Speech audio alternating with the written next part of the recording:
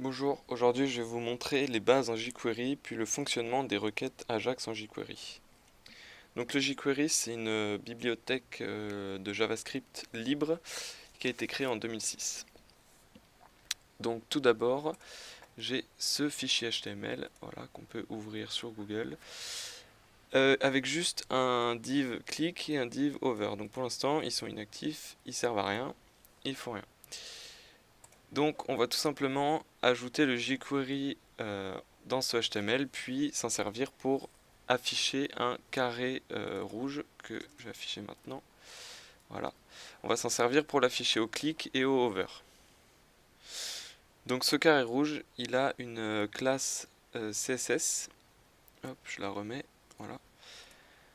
Cette classe CSS, elle s'appelle displayN et en fait c'est tout simplement un display none pour l'afficher ou ne pas l'afficher. Donc quand displayN est appliqué, le bloc est transparent, il n'apparaît pas.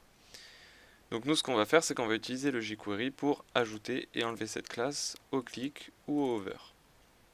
Donc pour installer le jQuery, ce qu'on fait c'est qu'on ajoute la balise script en bas du body parce qu'en fait le navigateur va charger le HTML du haut vers le bas et du coup on veut que le script s'applique à la fin du chargement. Donc mon jQuery, je l'ai téléchargé en local, il est là, jQuery 3.3.1.js. Mais si vous voulez, grâce au CDN de jQuery, vous pouvez le faire télécharger à distance par l'utilisateur. Donc voilà, je mettrai le lien en description, vous avez accès à tous les CDN avec les dernières mises à jour. Tout d'abord, pour coder en JavaScript, on va créer un fichier JS dans le dossier JS. Donc moi, je vais l'appeler myscript.js. Pour coder dans le domaine du web, je vous conseille fortement le logiciel WebStorm, il est beaucoup mieux que VS Code.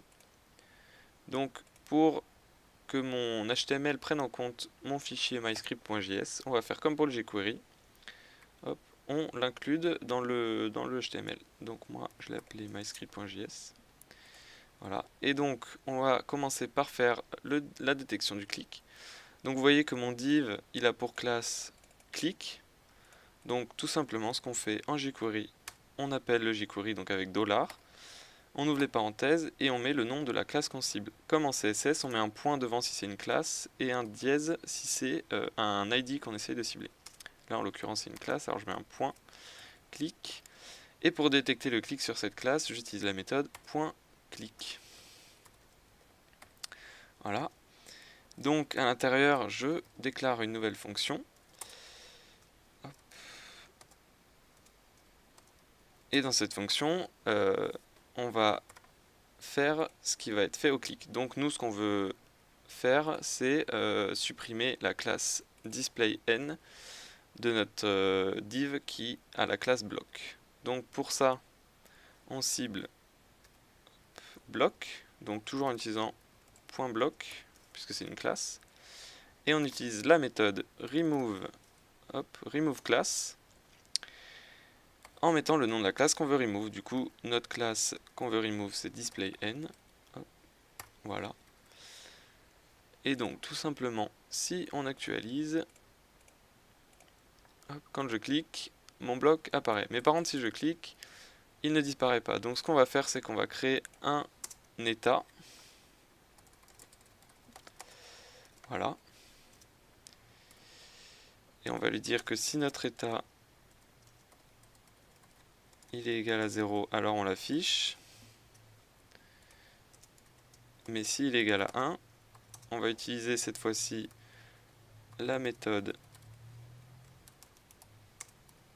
addClass et on rajoute la classe displayN. Et on fait passer state à 1 ici. Et ici on le fait repasser à 0. Voilà, c'est très simple. Hop, et voilà.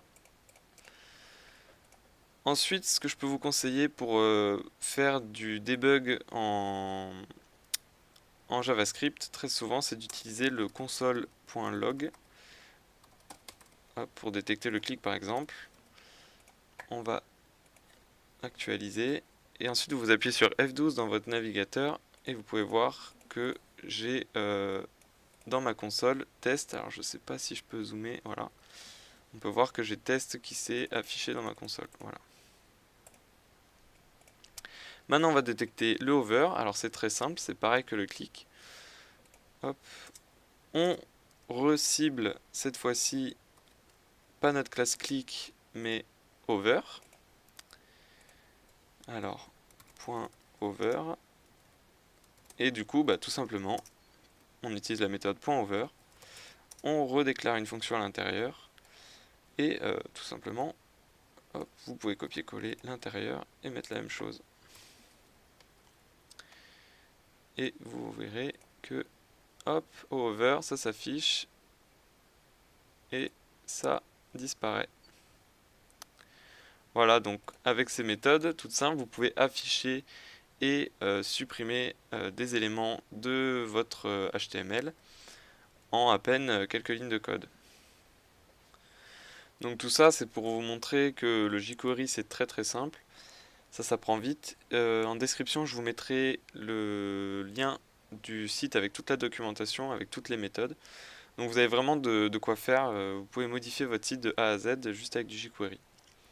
Maintenant, je vais vous montrer comment on fait une requête Ajax en jQuery. Donc je vais faire une requête avec une API qui permet de géolocaliser les utilisateurs avec leur IP. Donc pour cela on va faire un get vers ce lien ip-api.com/json. Donc on va utiliser la méthode Ajax en jQuery. Donc voilà, elle se déclare comme ceci, donc $.ajax. Donc tout d'abord on lui met les options, donc l'URL que l'on veut cibler, donc nous c'est ip-api/json. Voilà. Ensuite, on met une option, donc timeout, c'est pour si l'utilisateur n'a pas de connexion internet par exemple. Au bout d'un certain moment, la requête sera annulée. Et tout simplement, après, on met une option pour en cas de success. Donc moi, je vais mettre une fonction qui prend comme argument la data et le statut. On va les afficher en console log, console.log data et le statut. Donc je l'ai mis à la détection du clic. Donc si on actualise ici, que je mets hop, ma console, hop, voilà, j'ai ma data, donc avec ma ville, le pays, mon opérateur, etc., etc. Et le statut de la requête en success. Donc on va utiliser le JSON que nous renvoie l'API pour afficher donc sur le site notre ville ici et notre country ici. Donc pour récupérer les données dans un JSON, je vais vous montrer, c'est simple. Donc on va les console log, hop, j'actualise. Voilà, on a notre JSON. Donc tout simplement, si on veut la city, on fait data.city, et si on veut la country, on fait data.country. Donc tout simplement, je vais vous montrer. Hop, ici, si je fais data.city, on va enlever le statut, on n'en a plus besoin. Vous allez voir qu'il va m'afficher uniquement Montpellier, voilà. Donc, pour appliquer le texte dans le HTML, on va cibler nos ID. Donc, pour la ville, c'est dièse city. Et on utilise la méthode .text qui va changer la valeur dans le div. Donc, nous, on met data.city. Voilà, hop, on actualise. Et voilà, on a notre city qui s'est affiché ici, juste en dessous. Et donc, si on veut le country, hop, on met data.country tout simplement. Hop, on actualise. Et voilà, Montpellier et France. Donc voilà, vous pouvez simplement localiser les utilisateurs de vos sites internet sans leur demander l'autorisation. Ça passe par IP. Voilà, merci à tous d'avoir suivi ce tutoriel jQuery. À bientôt!